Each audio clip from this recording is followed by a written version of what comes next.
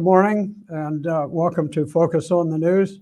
I'm Dick Black, and today I'm joined by Suzanne Satterfield, who is an activist mom who's been very instrumental in trying to correct our situation with the schools here, especially in Loudoun County, which is sort of the ground zero of the whole uprising of parents to take back their schools. We are going to talk a little bit about Washington Post article dealing with dealing with a 60-minute interview that was done by Lesley Stahl, where she interviewed Marjorie Taylor Greene, and the results of the interview were not what the liberal readers of the Washington Post wanted, and they just have gone bonkers over the fact that Marjorie Taylor Greene labeled the Democrat sort of a party of groomers. And in any event, first of all, let me just welcome Suzanne Satterfield, who has been very, very instrumental in advancing Sage's Law, which she can describe a little bit, but she has personally been attending court hearings for some of the litigation involving, some of the criminal litigation involving members of the school system who have been brought under charges. And in any event, Suzanne, welcome to the show. Thank you. Good morning. Good morning. Can you, well, let me just lead off. I want to start by giving a little bit of background again on this interview. Most of our listeners are probably familiar with the show 60 Minutes. It's been around for a long time. It's kind of the flagship show of CBS News, I guess. And so Lesley Stahl is their principal interviewer these days. She had Representative Marjorie Taylor Greene on. Greene is a Republican representative from Georgia, a very, very bold, very outspoken woman. And during the show, Lesley Stahl confronted her about the fact that she has that MGT is her abbreviation that she uses, that she has labeled the Democrats as pedophiles. It's a party of pedophiles. And so Lesley Stahl said, how can you say this? She said, they're not pedophiles. Why would you say such a thing? And so Representative Greene just did not hesitate, and she said, look, this is who they are. They said, pedophiles are people who get involved in gaining the friendship of children, and then they prepare them to be sexually exploited. This is what they do, and my gosh, if you look at what's gone on with the Democrats putting books like Gender Queer in children's school libraries, and all of the things where they put rainbow flags up in the classes, where they have all sorts of sexual discussions for children. What in the world are they doing? But in any event, Suzanne, I'd like to give you an opportunity to talk a little bit about your experiences here in Loudoun County, which is ground zero in the global pushback of parents against all of the sexual grooming of children in the public schools. Well, thank you so much. And what people have to understand, it started pre-COVID 2019 where LCPS had snuck in the inclusion library books. And that was, they started in the elementary schools. And they brought in a lot of these books. They did not notify the school board until after they were in the classroom. They were bought over the summer, and it was with Superintendent Williams at the time, and Ashley Ellis and Michelle Picard were all part of it.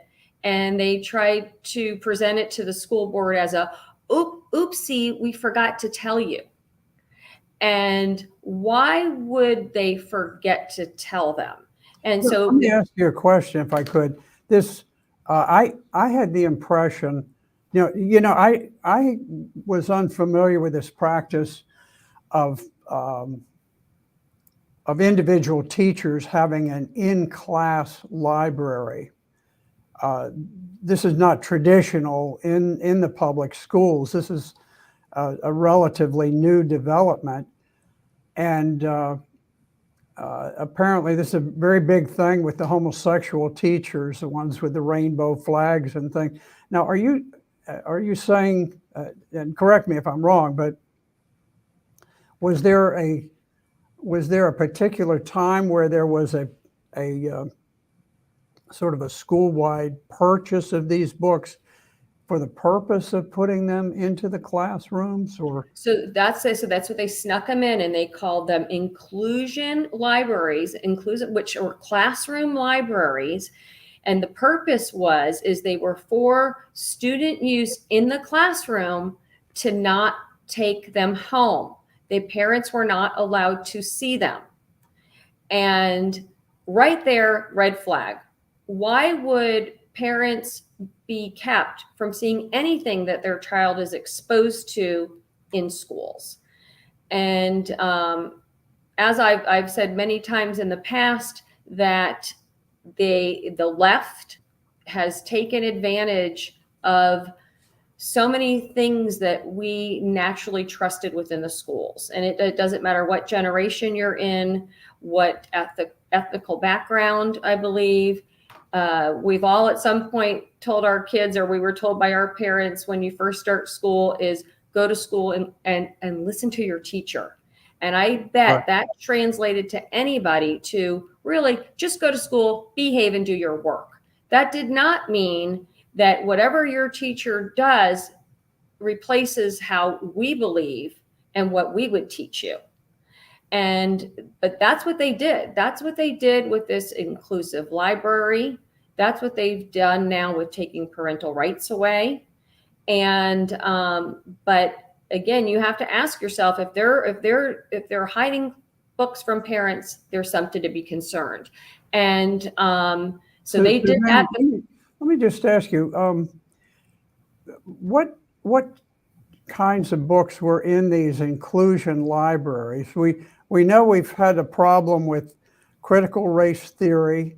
We know it's taught in the schools. It's everywhere throughout the nation. And then sort of the two issues that seem to have come up repeatedly have been critical race theory and the sexualization of children, including the pornographic books that are being stocked in school library. What types of books are in these inclusion libraries? Well, we don't get to see a lot because they've done a good job of keeping parents more and more out of the classroom. But some of the ones we know about, like on the elementary level, are the I Am Jazz, which that's the book on Jazz Jennings that had transitioned as a child on the Learning Channel in front of America.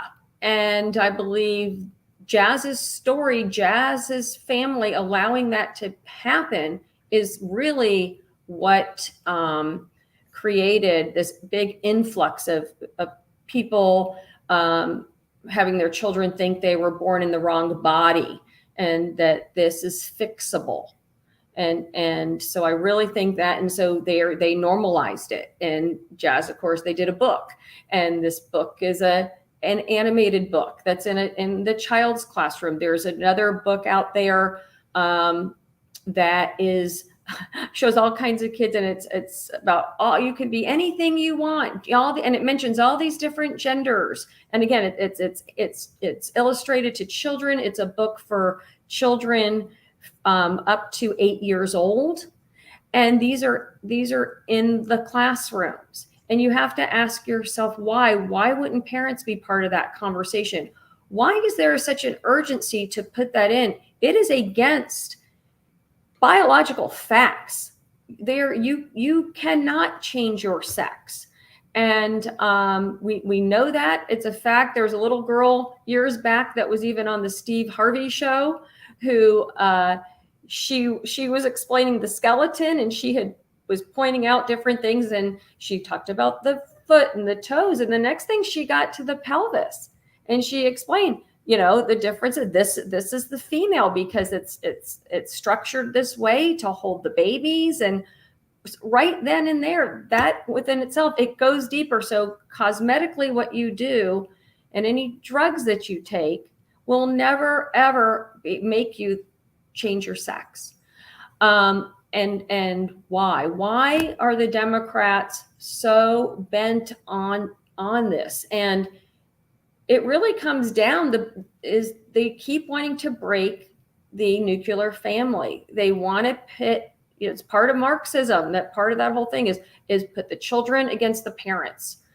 And they don't care how they do it, but that's how they get members in their revolution, in their revolution.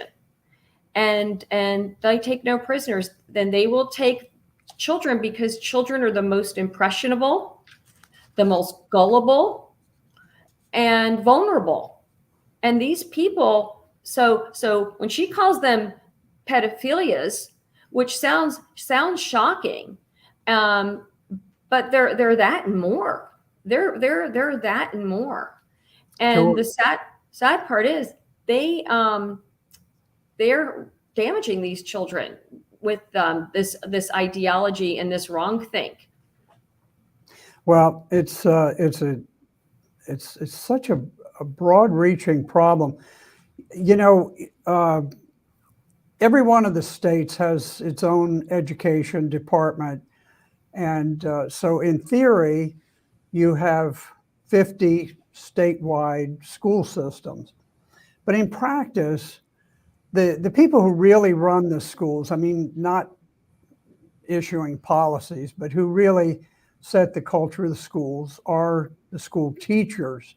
And they are bound together by nationwide school unions. So you got a couple of major unions. Randy Weingarten is the one, essentially a radical, venomous Marxist who heads this whole thing. So you have what really in practice is a national school system. It's not a state school system, but it's bound together. The nationwide unions control what takes place in the universities, what's taught to upcoming teachers who want to enter the teaching profession. They understand, okay, if you want to get ahead, you've got to use certain language, you've got to avoid using other language, you have to ascribe to certain ideas about history, about culture, about sexuality, things like this. It's quite amazing how far we have come.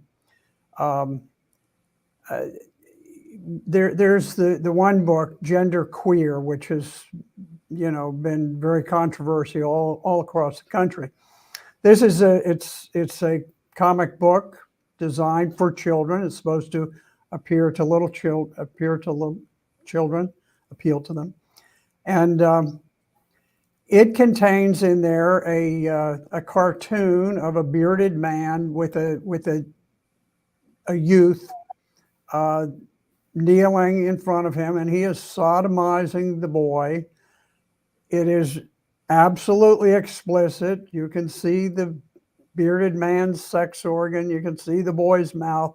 It is so it is what should be so shocking, but the Americans are so battered from every direction now that almost everything is arguably acceptable. And the left, the Democrats, will say, yes, you should be able. It's proper to have little children see comic books that have a man with his sex organ in a boy's mouth.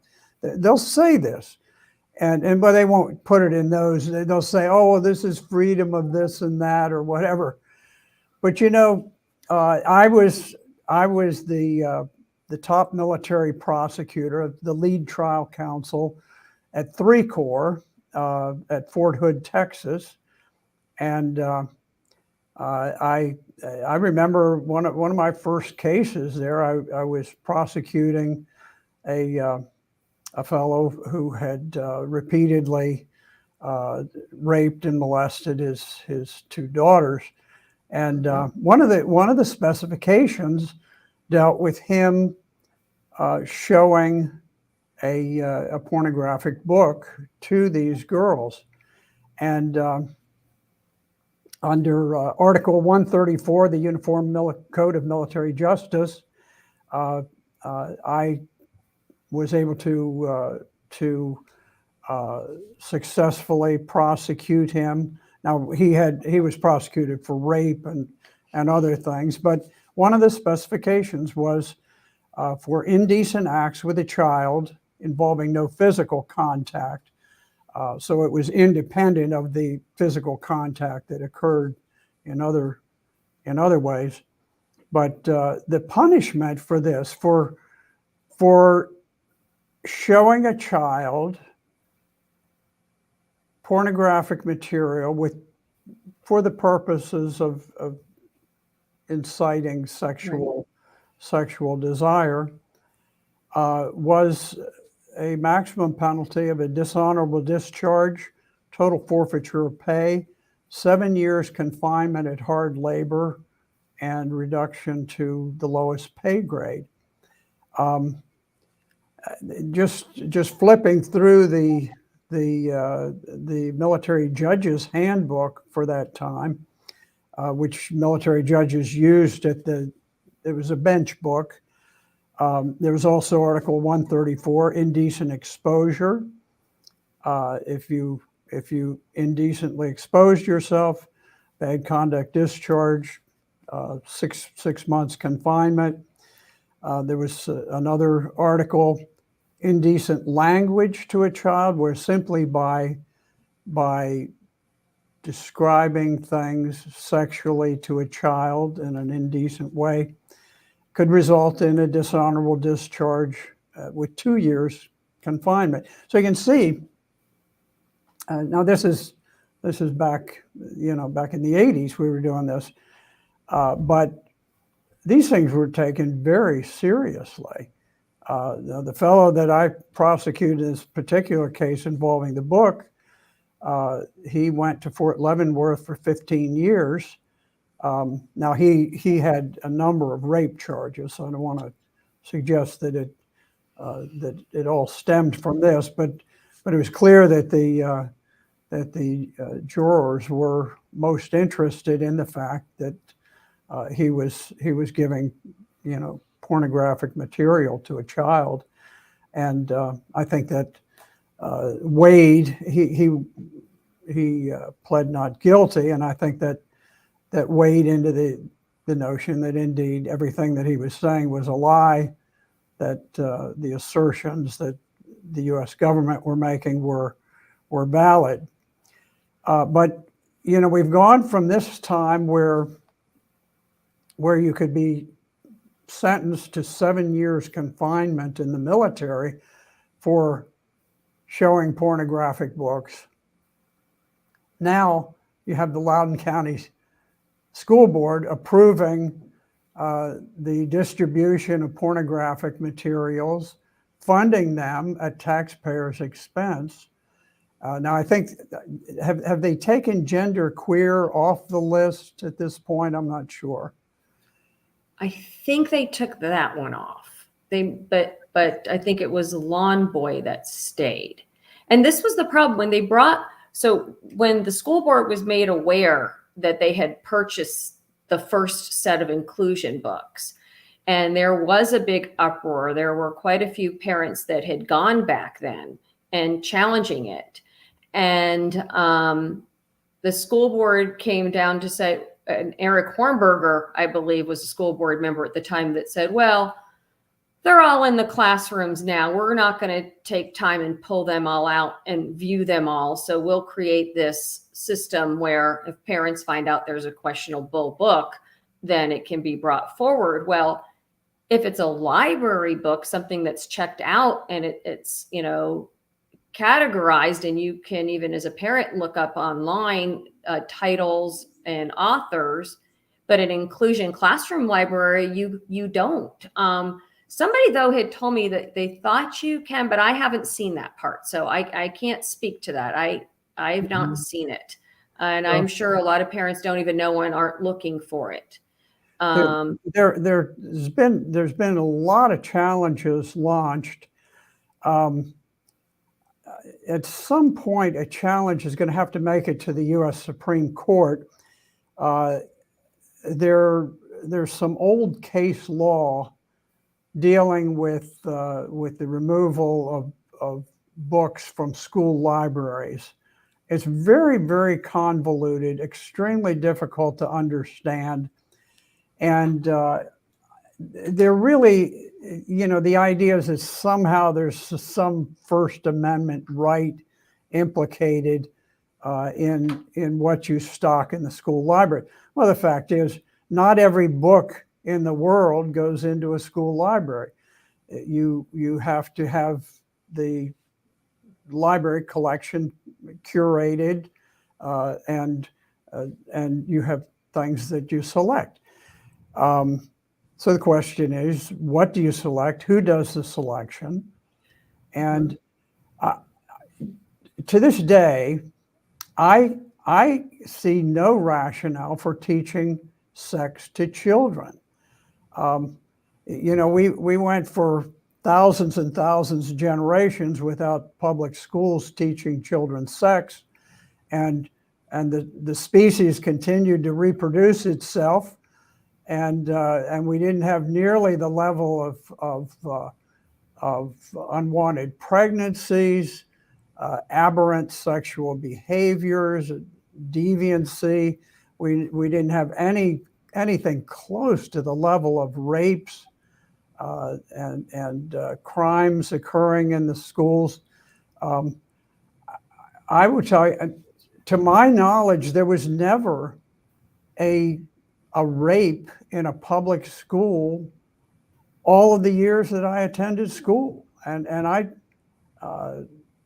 just don't think it was happening. Now, there were rapes occurring, but they didn't occur in public schools. That was just unbelievable. So we've gone a long ways down, and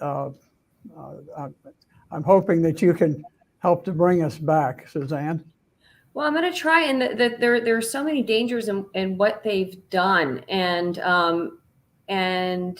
again, and they're not even teaching sex per se, right? They're just throwing it out there. They're throwing these books out with young minds left to discover these books all on their own, and think about that, with no parental guidance.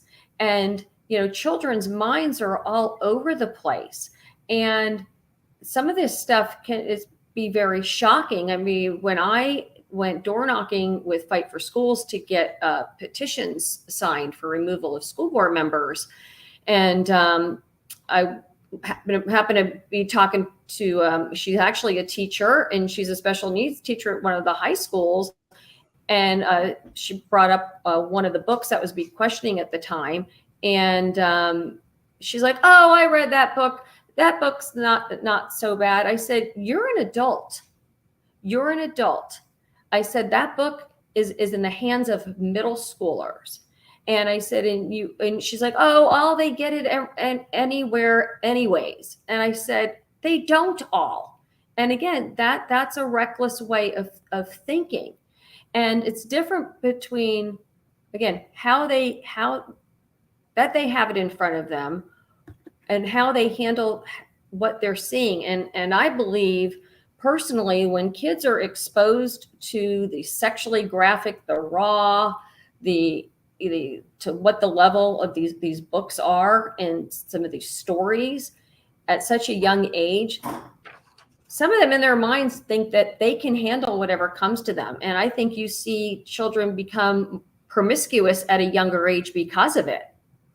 And but they have to remember, they talk all the time about the frontal lobe not closing till at least 25. And I've read recently in some males, it may be as late as 30. And these children, whose minds are growing and developing all along, why would you normalize this at such a young, what's the point? I've been on Twitter Spaces, and I have even said online, is even as a gay adult, which Randy Weingarten is a lesbian.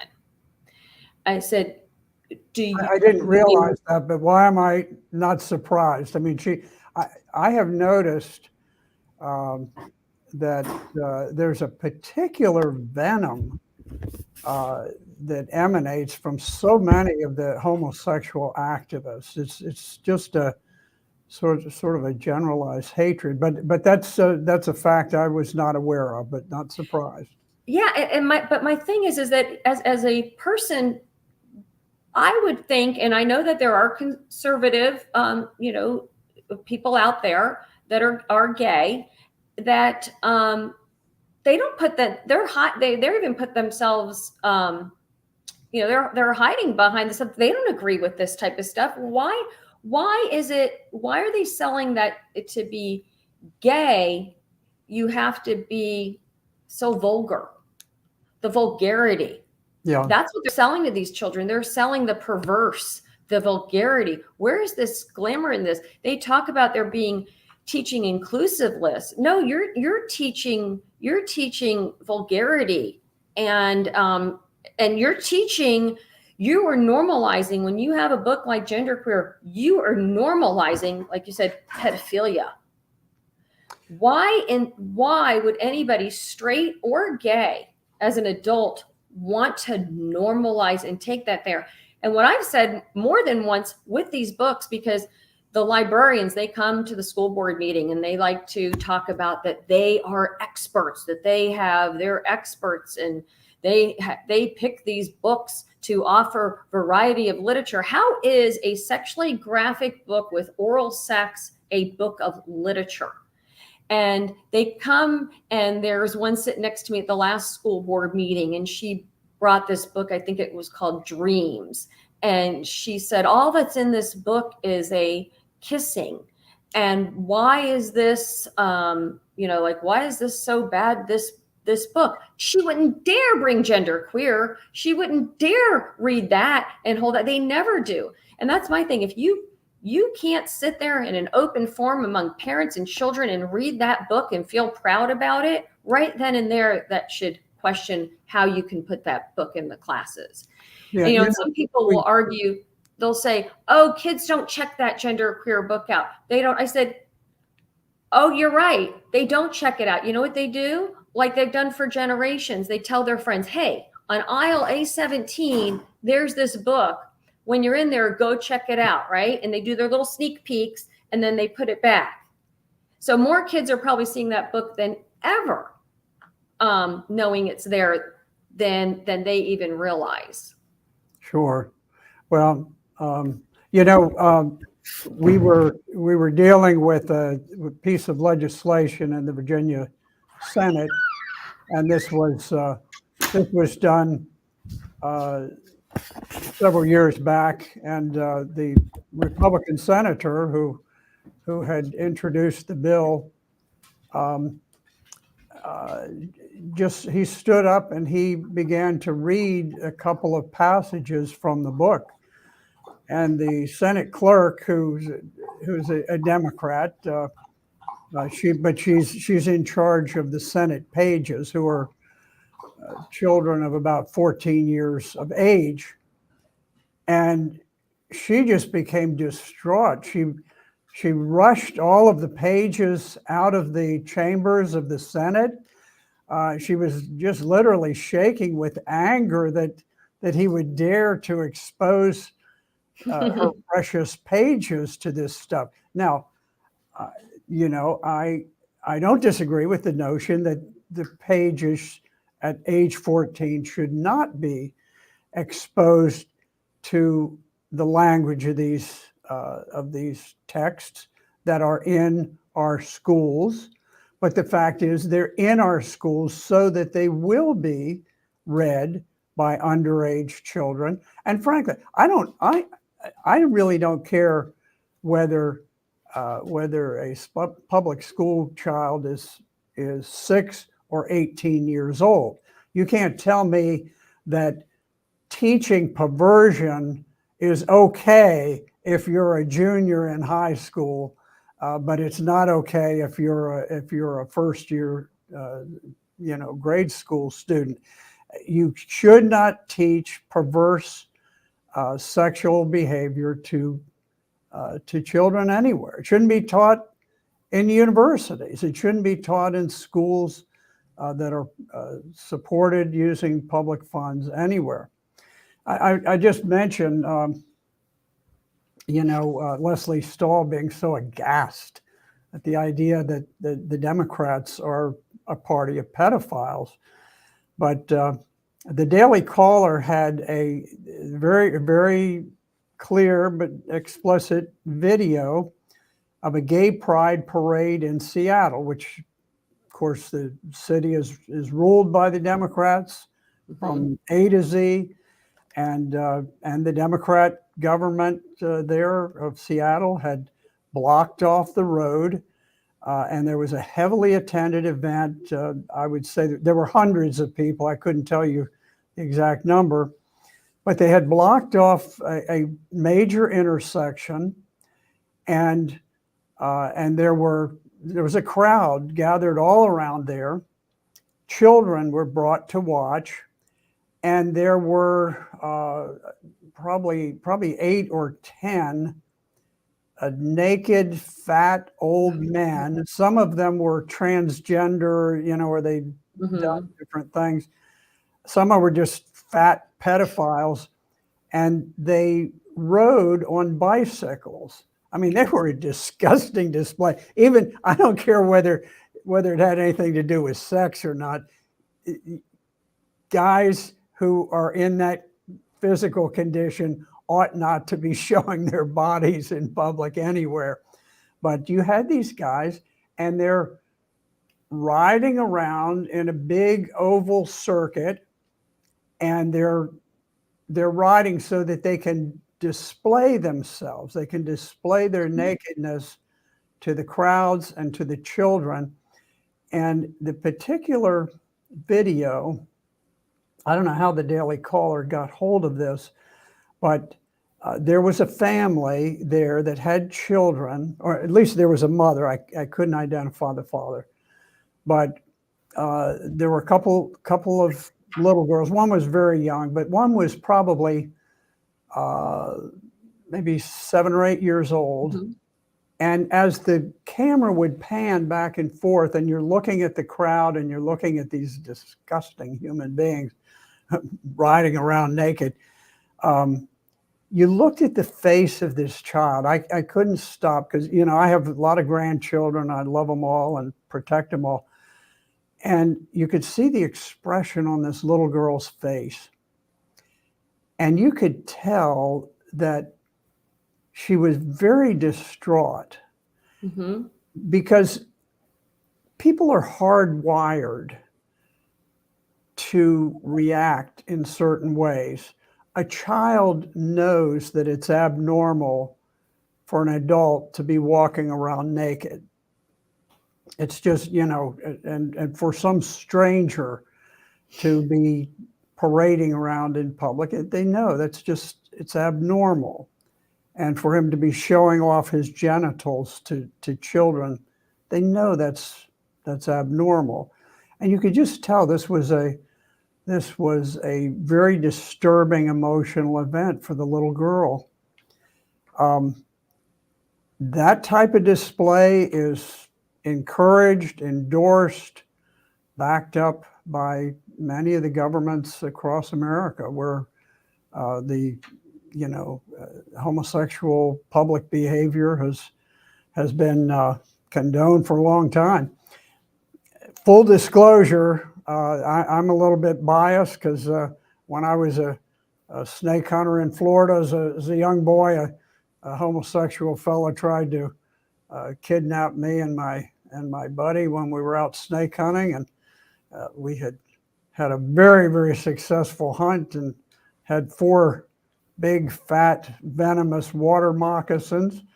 And after he fought with me and decided he didn't want to keep us in the car anymore, we left, but the snakes stayed, and he drove off with the 4 water moccasins slithering around on the floorboards of his car. So I don't think he picked up any more Florida snake hunting boys after that. That was probably his last attempt. But in any event, this idea of sexualizing children, it's reached really outrageous proportions. And so I appreciate what you've done to try to clean up the system, try to protect our children. And so I want to thank you for being with us, and hope that you'll return and we can love that. Hear from you again. Thank you so much. Thank you for what you do as well, Senator. And thank you to everyone for listening. Thank you.